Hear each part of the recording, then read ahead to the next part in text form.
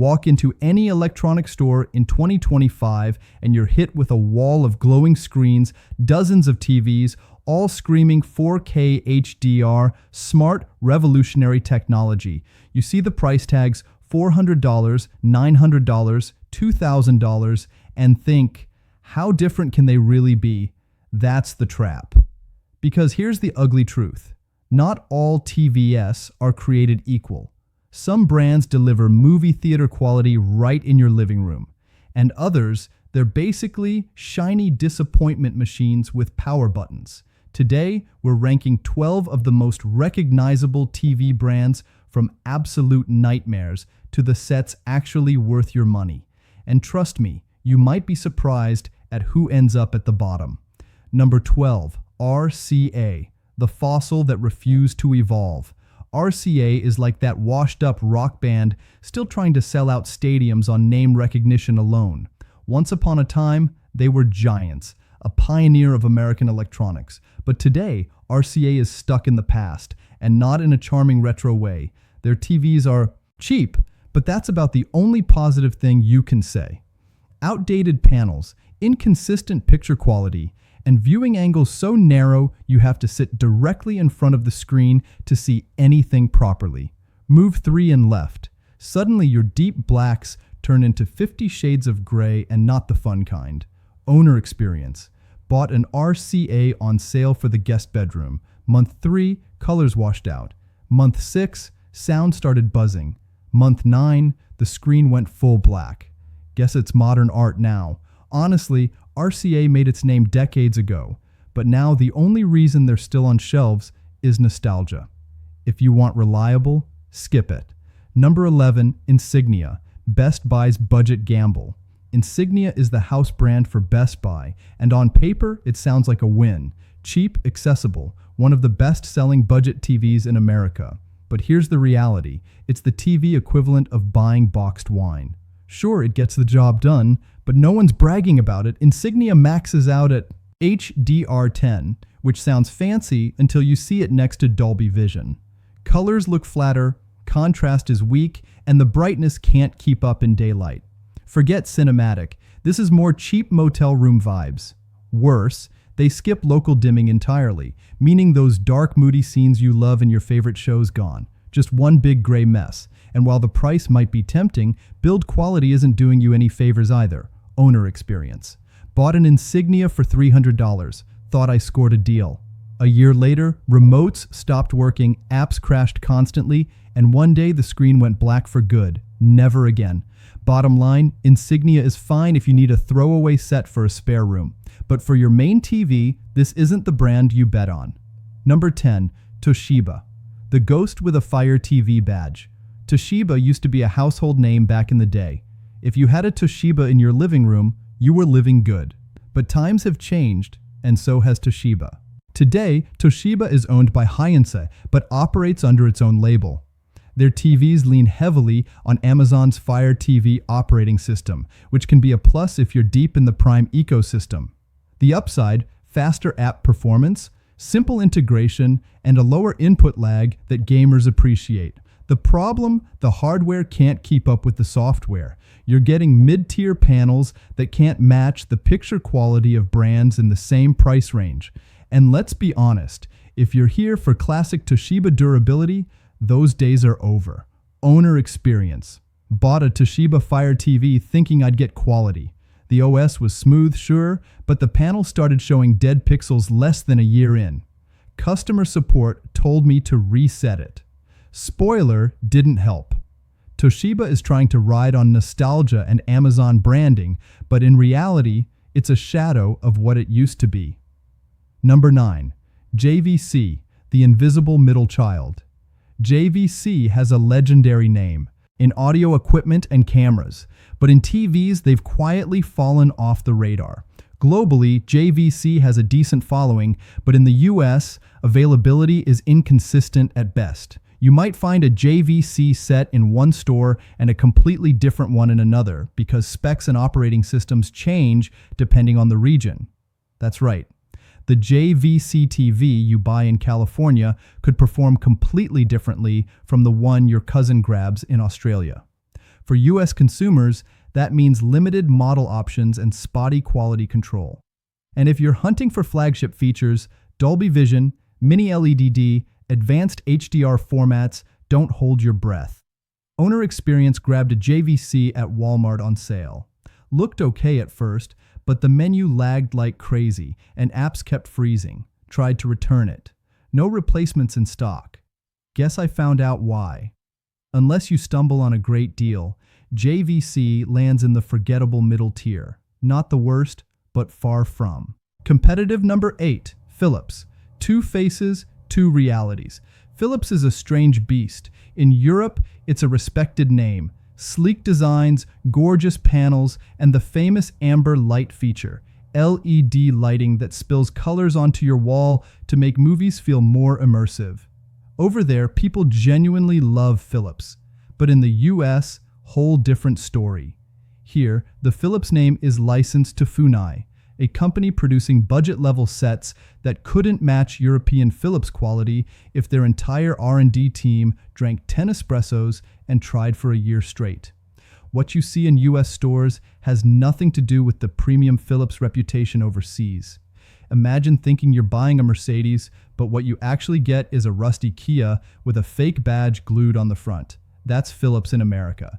And the problems don't stop at build quality. Owners complain about slow, clunky menus, buffering in apps, and an outdated interface that feels stuck in 2015. It's like buying a smart TV that needs a coffee just to wake up. Owner Experience. Got a Philips thinking I was scoring European quality. First week, amber lights cool. Month 2, menu lagged so hard I thought the TV froze. Month 6, sold it and bought a TCL instead. Bottom line, if you live in the US, Philips sounds better than it performs. Don't get fooled by the name. Number 7, Panasonic, the premium ghost. If you've shooed for TVs in the US recently, you might have noticed something strange. Where's Panasonic? Once a giant in the home electronics space, Panasonic TVs have practically vanished from North American shelves since 2016. Globally, Panasonic is still respected. They build some gorgeous OLED panels, often praised for natural colors and excellent motion handling. They even pack in Dolby Atmos and DTS:X audio tech, which makes movies sound like you've got a private theater. But here's the catch. In the US, options are painfully limited. Panasonic's model selection is so small, it feels like they're hiding TVs under the counter and only handing them out to a select few. That scarcity alone knocks them down on this list. Then there's the price tag.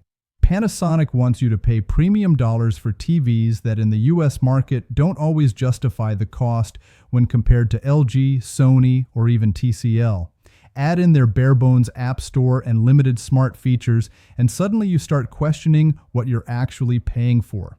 Owner Experience imported a Panasonic OLED after hearing everyone rave about it.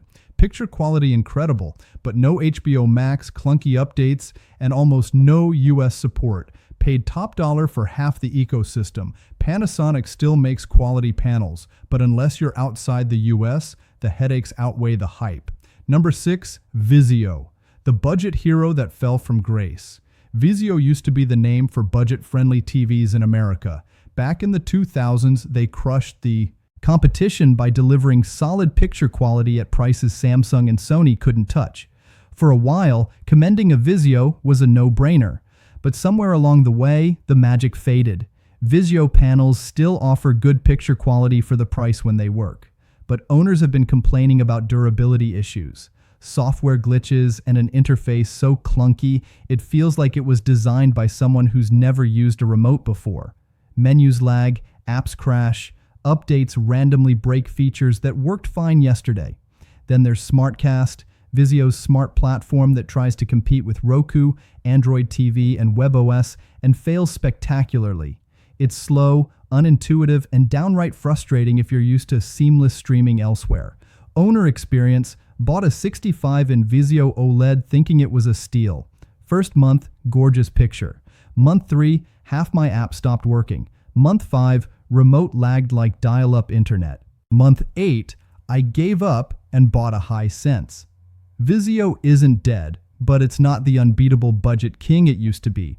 And with TCL and Hisense snapping at their heels, you've got better options today for the same money or less. We've burned through the budget heartbreakers and premium ghosts, but now we're stepping into the ring with some real heavyweights. These next three brands are everywhere, flooding store shelves, dominating ads, and fighting for your living room. But here's the twist. One of them is wildly underrated. One is quietly taking over the world. And one, well, let's just say they're charging champagne prices for soda performance. Number 5, Hisense, the underdog throwing punches. For years, Hisense was the other brand on the shelf. The one you walked past on your way to check out Samsung and Sony. Not anymore. Hisense has spent the last decade going from background player to serious contender. They bought Toshiba and Sharp, learned from their mistakes, and started cranking out TVS that actually compete with the big names. Their OLED technology, mini LED backlighting, and impressive color accuracy have turned heads, especially at prices that make you check the tag to see if it's a typo. But it's not all sunshine and Dolby Vision. Hisense TVs have their drawbacks, mainly audio quality and build durability.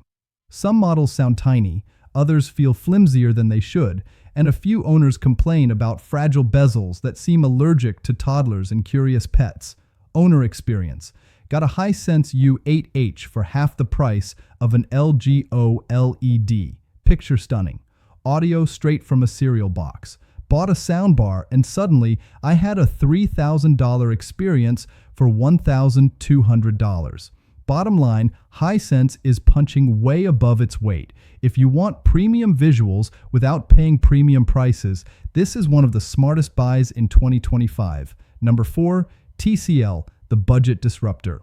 TCL is like that garage band that went viral overnight and suddenly sells out stadiums. A few years ago, nobody cared. Today, TCL is one of the fastest growing TV brands in the world, and for good reason. Their 6 series back in 2018 changed the game. For the first time, you could get QLED panels, mini LED tech, and Dolby Vision support without selling your car. TCL forced bigger brands to rethink their pricing, and consumers loved it. But success comes with growing pains. TCL's quality control isn't always consistent. One person gets a flawless set, while another opens the box to find dead pixels, light bleeding, or worse, a panel that looks like it was tested by a toddler with a hammer. Owner experience. Bought a TCL 6 series and was blown away. Got my brother the same model a month later. His came with 2 dead pixels right out of the box. TCL replaced it, but the hassle was real. On the software side though, TCL gets it. Right. Many models use Roku TV or Google TV, which means a smooth, intuitive interface without the clunky menus of some competitors. And when you compare TCL's performance to its price tag, it's hard to ignore. TCL isn't perfect, but when they get it right, they give you 90% of a premium experience for 60% of the cost. Number 3, Sony, the luxury performer. Sony has been in the TV game for decades, and unlike RCA or Toshiba, they never really left. Their Trinitron and WGA models defined an era, and today, Sony's staying power comes from doing what they've always done best: picture quality. Sony TVs are built for people who care about visuals down to the last pixel. Whether you're watching a movie in Dolby Vision or gaming on a PS5, Sony's processing tech makes everything look clean, smooth, and ridiculously lifelike. Their motion handling is second to none, which means no weird blurring during sports or action scenes. But here's the kicker: Sony makes you pay for it. While TCL and Hisense are giving you near premium performance for bargain prices, Sony's pricing is aimed at people who don't flinch when they see $2,000 price tags. And for that money, you don't always get features competitors include by default, like advanced audio tuning or better smart interfaces. Owner experience. Bought a Sony Air 80K OLED for movie nights. Picture quality unreal. But after spending $2,300, I expected a better sound system. Ended up dropping another $500 on a soundbar. That said, Sony TVs look and feel premium. The build quality is excellent, customer support is better than most, and for gamers or movie enthusiasts, few brands deliver this level of polish. If you're after elite picture quality and don't mind spending for it, Sony earns its top 3 spot. But if you're on a budget, you might find yourself looking longingly at TCL and Hisense for similar visuals at half the cost. We've reached the final showdown, the 2 names that dominate living rooms, warehouse shelves, and late-night commercials. But here's the thing, just because they're popular doesn't mean they're perfect. Number 2, Samsung, the hype machine with a bright side. Let's be real, Samsung is everywhere. You walk into Best Buy and there's an entire wall of glowing Samsung screaming at you like the Vegas Strip. And to be fair, they've earned a lot of that hype. Samsung's Neo QL panels deliver jaw-dropping brightness and razor-sharp contrast that make sports, movies, and video games pop like fireworks. Their flagship sets pack cutting-edge tech, mini LED backlighting, quantum HDR, and ridiculous refresh rates that gamers drool over. If you want a TV that looks like it was built for the future, Samsung's lineup checks almost every box. But here's the part they don't put on the billboard. Samsung has a bloatware problem. These TVs are packed with more pre-installed apps than a teenager's phone, and you can't delete half of them. Even worse, advertisements. Yep, you just spent $1,800 on a premium TV, and the home screen is serving you promos for shows you've never heard of. Nothing says luxury like getting pitched an insurance ad before Netflix boots up. Owner experience. Bought a Samsung QN90C. Gorgeous picture. Insane brightness. No regrets there. But man, the ads. I didn't think I'd need an ad blocker for my TV. Samsung also loves to push updates that occasionally break features or change your settings without asking. Combine that with premium pricing, and you've got a brand that delivers incredible tech, but occasionally reminds you who's really in control. Bottom line, Samsung is an innovation beast, but if you hate cluttered menus and forced ads, you might start side-eyeing that shiny remote after a few weeks. Number 1, LG, the OLED king. If Samsung is the loud hype machine, LG is the quiet assassin. And in 2025, they're still wearing the crown. LG's OLED panels are in a league of their own. While most TVs rely on backlights, OLED pixels light themselves individually, giving you perfect blacks, stunning contrast, and colors so vivid you'll swear you're looking out a window instead of at a screen. Movie lovers, gamers, sports fans, everyone gets spoiled here. Their web interface is slick and easy to navigate. And unlike Samsung, LG doesn't bombard you with endless ads or force useless apps down your throat. Plus, LG's gaming credentials are elite. HDMI 2.1 support, low latency modes, and refresh rates up to 120 Hz make these sets absolute beasts for next-gen consoles. Owner experience. Upgraded to an LG C3 OLED after 5 years on a Samsung QLED. The difference night and day. Dark scenes in movies finally look dark and no blooming. Zero regrets. But LG isn't flawless. OLED panels can suffer from burn-in if you leave static images like news tickers or sports scoreboards sitting too long. And while LG has improved panel longevity dramatically, replacing a burnt-out OLED is still expensive. That said, for pure cinematic performance, LG remains the undisputed king. If you want the best overall viewing experience in 2025, this is it. Earlier, I promised to reveal the one TV brand you should run from like it's on fire. Well, here it is. Insignia. On paper, it looks like a great deal. Cheap prices, built-in Fire TV OS, and Amazon integration. But in reality, these sets are the fast food of televisions. Fine for a few months, and then you regret everything. Owner horror story. Bought 3 Insignias over 5 years. Every single one died. Black screen. No repair possible. Done. Finally gave up and switched to TCL. Haven't looked back. Poor build quality, inconsistent panels, and a lifespan shorter than your last New Year's resolution make this a hard pass for anyone who actually wants their TV to last more than a year or two. There.